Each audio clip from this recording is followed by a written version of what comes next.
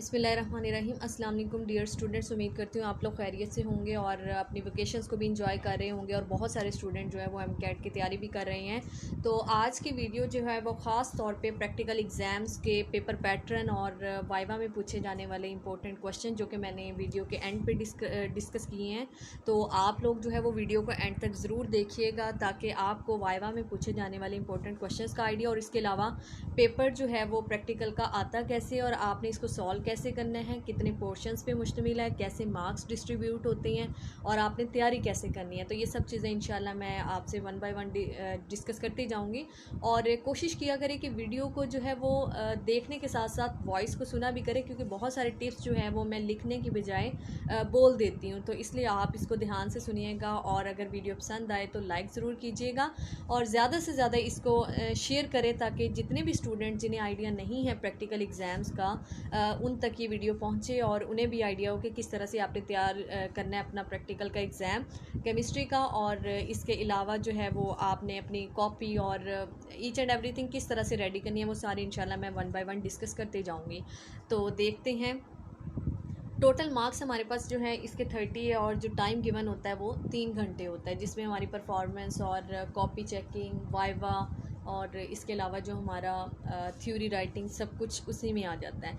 Total 5 questions given होते हैं। पहला क्वेश्चन जो है वो सॉल्ट एनालिसिस से होता है जो कि सेकंड ईयर का पोर्शन है। सेकंड क्वेश्चन जो है वो टाइट्रेशन जो कि पार्ट 1 से लिया होता है। थर्ड जो इसका क्वेश्चन है वो सिंथेसिस या हम प्रेपरेशन बोल देते हैं या सिंथेसिस ऑफ ऑर्गेनिक कंपाउंड्स या सैम्पल्स।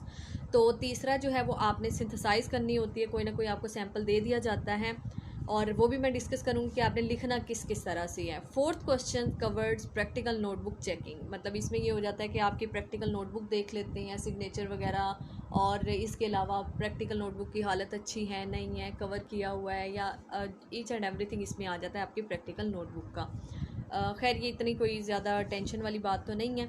फिफ्थ जो आपका क्वेश्चन है वो रिलेटेड होता है वाइवा से। तो इंशाल्लाह आप देखते हैं किस तरह से आपने ये क्वेश्चन को सॉल्व करना है।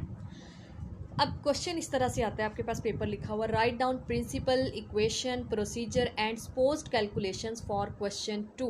क्वेश्चन 2 के लिए आपने प्रिंसिपल ये दिया हुआ है, गिवन है, द गिवन सॉल्यूशन कंटेन्स 5 ग्राम। ये एक सैम्पल के तौर पे मैंने ये क्वेश्चन लिखा है। इसमें हमारे पास वॉल्यूमेट्रिक एनालिसिस से ज़्यादातर क्वेश्चन आता है। तो यहाँ पे आपने जब क्वेश्चन नंबर 2 लिखना है तो क्वेश्चन नंबर 2 में आपने प्रिंसिपल हेडिंग्स जो बनानी है, प्रिंसिपल, इक्वेशन, प्रोसीजर, और कोशिश किया करें कि प्रोसीजर जो है वो पास्ट टेंस में आपने लिखना है। अगर आप प्रेजेंट में लिखेंगे तो वो गलत हो जाएगा। लाइक अगर मैं ये कहती हूँ I wash the apparatus, no, I wash the apparatus and dried it या cleaned it and then I took, आपने टेक नहीं लिखना। प्रोसीजर हो गया। उसके बाद सपोज्ड कैलकुलेशंस फॉर क्वेश्चन 2, फिर आपने सपोज्ड कैलकुलेशन रिजल्ट जो भी है वो आगे भी मैं बता दूंगी। उसके बाद आपने प्रोसीजर लिखना है for question 3 in first 20 minutes. तो पहले 20 मिनट में आपने क्या करना है, ये दो क्वेश्चन नंबर 2 और क्वेश्चन नंबर 3 अपनी कॉपी पर राइट कर लेने हैं, क्योंकि क्वेश्चन नंबर 1 जो अभी तक नहीं छेड़ा that is related to your performance, क्योंकि प्रैक्टिकल जो होता है वो बेसिकली हमारा परफॉर्मेंस पे बेस करता है, जो कि हमें यहाँ पे सेकेंड ईयर में नहीं करवाया जाता। क्वेश्चन नंबर 2 और क्वेश्चन नंबर 3 आपने राइट कर लेना है। जो इंस्ट्रक्शन आपको गिवन होगी क्वेश्चन को अच्छे से पढ़ लेना है और जो क्वेश्चन नंबर आपका यहाँ पे रिटन होगा, गिवन होगा, वही आपने अपनी प्रैक्टिकल जो है वो नोटबुक जहाँ पे आप पेपर पे सॉल्व करेंगे वहाँ लिख देना है। Question number 4 viva, question number 5 notebook, और इस तरह से ये आपने कर लेना है सॉल्व। मार्क्स डिस्ट्रीब्यूशन किस तरह से हैं, सबसे पहला जो है आपके पास सॉल्ट एनालिसिस आ जाता है। सॉल्ट एनालिसिस में आपने चेक करना होता है, आपको एसिडिक बेसिक रेडिकल दिए होते हैं लाइक अमोनियम क्लोराइड, तो आपने अमोनियम जो है वो हमारा यहाँ पे एसिडिक रेडिकल आ गया और क्लोराइड बेसिक, तो आपने बारी बारी जो है ये बेसिक और एसिडिक रेडिकल इसमें आपने 2 जो है वो ड्राई टेस्ट कर लेने हैं, ग्रुप आइडेंटिफिकेशन टेस्ट, और 2 ही आपने कन्फर्मेटरी टेस्ट करके बता देना होता है कि फ़लाँ चीज़ इसमें मौजूद है। फॉर एसिडिक रेडिकल में हमारे पास आ जाते हैं डाइल्यूट एसिड ग्रुप। आपने बताना होता है कि आया कि ये जो आपको एसिडिक रेडिकल दिया है ये डाइल्यूट ग्रुप से है या कंसनट्रेटेड एसिडिक ग्रुप से है। तो आपने इसके 1-1, 2-2 नंबर है, जैसे जैसे 1, 2, 3 मैंने लिखा हुआ है, इनके 1-1, 2-2 नंबर है। पहले के 2 नंबर है, ग्रुप आइडेंटिफिकेशन का 1 नंबर हो गया, कन्फर्मेटरी टेस्ट के 2 नंबर हो गए। इसी तरह आपने एसिडिक रेडिकल, ये आपका परफॉर्मेंस चल रही है, और एसिडिक रेडिकल में भी आपने बता देना होता है कि ये डाइल्यूट एसिड है या कंसनट्रेटेड एसिड। उसके बाद जो है वो आप अगर तो डाइल्यूट एसिड वाला है या कंसनट्रेटेड, फिर आप उसी हिसाब से उसके टेस्ट करेंगे। फिर आपने आइडेंटिफाई करना है कि कौन सा टेस्ट, और फिर नेक्स्ट जो है वो आपने 2 कन्फर्मेटरी टेस्ट लिखने होते हैं कि हाँ जी ये जो सॉल्ट दिया गया है हमें ये है, जो भी आपको सॉल्ट दिया गया आप एंड पे कंफर्म बता देते हैं उसको। क्वेश्चन नंबर 2 वॉल्यूमेट्रिक टाइट्रेशन है। वॉल्यूमेट्रिक टाइट्रेशन जो क्वेश्चन नंबर 2 उन्होंने मैंने क्वेश्चन जो पर्पल कलर में लिखा हुआ था कि आपने principle equation, indicator, procedures, post calculation, burette reading, concordant reading और रिजल्ट आपने लिख देना है। ठीक हो गया, ये आपका क्वेश्चन नंबर 2 की हेडिंग्स है। क्वेश्चन नंबर 3 है प्रेपरेशन एंड आइडेंटिफिकेशन। प्रिपेयर करना है और आइडेंटिफाई करना है कि क्या गिवन सैंपल जो है वो आपने प्रिपेयर कर लिया, आइडेंटिफाई करना है, रिजल्ट लिख देना है। प्रोसीजर है, फिर उसके बाद ऑपरेटर्स बता देना है आपने, परफॉर्मेंस है उसकी, और नेक्स्ट आपके पास जो है उसका रिजल्ट आ जाता है। तो बेसिकली आपने अपनी कॉपी पे जो लिखना है वो प्रोसीजर है, ऑपरेटर्स है और रिजल्ट है, ये 3 चीज़ें ही लिखनी होती हैं। फिर नोटबुक है 2 से 3 मार्क्स की, और इसी तरह वाइवा है 3 से 5 नंबर का। अब यहाँ पे हमारे पास कुछ क्वेश्चंस मैंने जो लास्ट टाइम देखे थे, जो वाइवा में पूछे गए थे, बल्कि कुछ सालों से पूछते आ रहे हैं, चले आ रहे हैं, तो वाइवा के ये क्वेश्चंस हैं, ये आपने अच्छे तरीके से ध्यान से देख लेना, क्योंकि बहुत सारे स्टूडेंट जो अपने एमकैट की तैयारी के लिए या कहीं भी टेस्ट देना है किसी भी यूनिवर्सिटी में, तो उनके लिए ये फ़ायदेमंद रहेगा केमिस्ट्री के इम्पोर्टेंट क्वेश्चन। वाइवा क्वेश्चंस में हमारे पास सबसे पहले what is Tollens reagent, why it is used, हम ये क्यों यूज़ करते हैं। ये जो बेसिकली हमारे पास सिल्वर मिरर टेस्ट है, ये सिल्वर नाइट्रेट का जो है वो अमोनियम हाइड्रोक्साइड में सोल्यूशन होता है, और एल्डिहाइड के डिटेक्शन के लिए हम इसको इस्तेमाल करते हैं। वाई निन हाइड्रेंट टेस्ट इज़ यूज्ड, हम इसको क्यों यूज़ करते हैं, तो ये आपकी बुक में गिवन है। ये है पार्ट 2 से ये जो क्वेश्चन मैं डिस्कस कर रही हूँ।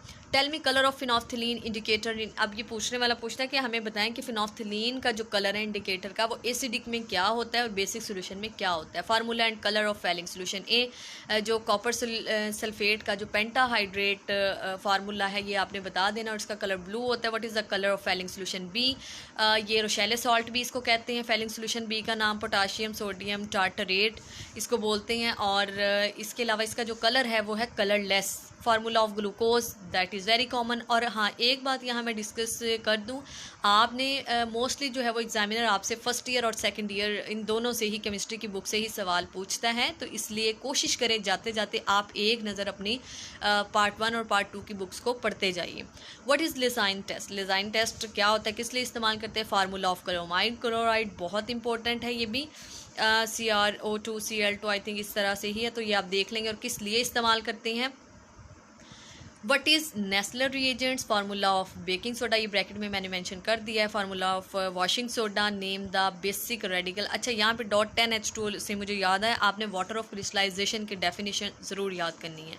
Name the basic radicals of 6 group, what is the group reagent of 6 group, there is no reagent. इसका आंसर मैंने आगे मेंशन कर दिया है कि कोई रिएजेंट इस्तेमाल नहीं होता, कोई भी लोकेटिंग रिएजेंट 6 ग्रुप के लिए।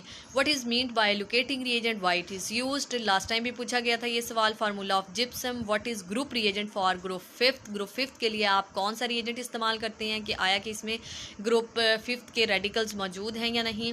Formula of borax, borax bead test क्या होता है। Charcoal cavity test. Name the radicals of special group. What is difference between dry test and wet test. तो इस तरह के बहुत कॉमन क्वेश्चन पूछ लिए जाते हैं, और ये आपकी प्रैक्टिकल नोटबुक में भी आपको इनके आंसर्स मिल जाएंगे। आंसर मैंने इसलिए अपलोड नहीं किए क्योंकि हर प्रैक्टिकल नोटबुक के एंड पे जो है वो प्रैक्टिकल के एंड पे इनके आंसर्स गिवन हैं, तो आप वहाँ से देख लेंगे। अब यहाँ पे एक रेड कलर में मैंने हाईलाइट किया हुआ है, learn name of all group acidic and basic radicals also their locating reagent. तो आपने एसिडिक रेडिकल्स और basic radicals, special group radicals, और उनके लिए कौन कौन से लोकेटिंग रिएजेंट्स इस्तेमाल होते हैं, पार्ट 2 के प्रैक्टिकल शुरू होने से पहले फर्स्ट पेज पे ही बिल्कुल फ्रंट पेज पे ये दिया हुआ है। वहाँ पे एसिडिक रेडिकल्स गिवन है, बेसिक रेडिकल्स गिवन है, और उनके लोकेटिंग रिएजेंट ग्रुप्स मौजूद हैं। उसके बाद है name the acidic radicals of concentrated H2SO4 group. आपने एसिडिक रेडिकल कंसनट्रेटेड भी पूछे जा सकते हैं आपसे dilute H2SO4 group acidic radical भी पूछे जा सकते हैं। What is ring test, what is chromyl chloride test, what is iodometry, what is aqua regia, what do you mean by acidic radicals, what do you mean by basic radicals. तो आपसे इस तरह के सवाल जो है वो मोस्टली ये इस स्लाइड पर जो क्वेश्चन गिवन है दैट इज़ वेरी इंपॉर्टेंट, तो आपने इनको अच्छे तरीके से देख लेना है। अब हम देख लेते हैं पार्ट 1 से कुछ question. Define oxidation, reduction, define molarity with formula, molality with formula, ये 2 दफ़ा लिखा गया है, मोलैरिटी और molality. What do you mean bye titration, titration होती क्या है जो आपने की है पार्ट 1 में। Unit of molarity and molality, molarity या डाइल्यूशन इक्वेशन जो आपने पढ़ी हुई है C1V1 is equal to C2V2 या M1V1 is equal to M2V2, that is dilution equation या molarity. What is titrant, what is titrate, what is volumetric analysis, what is primary standard, secondary standard, define acidity, define basicity, define standardization, what is indicator, what is endpoint, what is common eye effect, why we use measuring cylinder, मतलब measuring cylinder। इसके अलावा आपसे बहुत सारे operators के बारे में पूछा जा सकता है, कोई भी ऑपरेटर्स आपसे पूछ लिया जाता है कि इस ऑपरेटर्स का क्या मकसद है और ये हम क्यों इस्तेमाल करते हैं, क्या आपने कभी देखा है। How could you differentiate between carbonate and bicarbonate. अब इस तरह से ये आप बता सकते हैं कि आप किस तरह से ये जो आपने टेस्ट किए हैं सॉल्ट एनालिसिस में, तो वहाँ पे इसके गिवन है इसका आंसर कि आप किस तरह से इसमें डिफ्रेंशिएट कर सकते हैं। और इस तरह से ये थे हमारे प्रैक्टिकल वाइवा से रिलेटेड इंपॉर्टेंट शॉर्ट क्वेश्चन। आपने इनको ज़रूर देख के जाना है और इन्हीं में से पूछ लिए जाते हैं मोस्टली। और सबसे इम्पोर्टेंट बात, आपने अपना जो है वो कॉन्फिडेंस बहाल रखना होता है। अगर जो आपको आंसर नहीं आता जस्ट आप सॉरी कह दें, वहाँ पे कोई इतना बड़ा मसला नहीं है। और अगर वीडियो पसंद आई हो तो लाइक ज़रूर करें, शेयर करें, और जो भी चैनल पर न्यू है वो चैनल को सब्सक्राइब ज़रूर करें ताकि हर तरह से आने वाली इन्फॉर्मेटिव वीडियो जो है वो किसी भी इवेंट से रिलेटेड आप तक पहुँचती रहे। Thank you.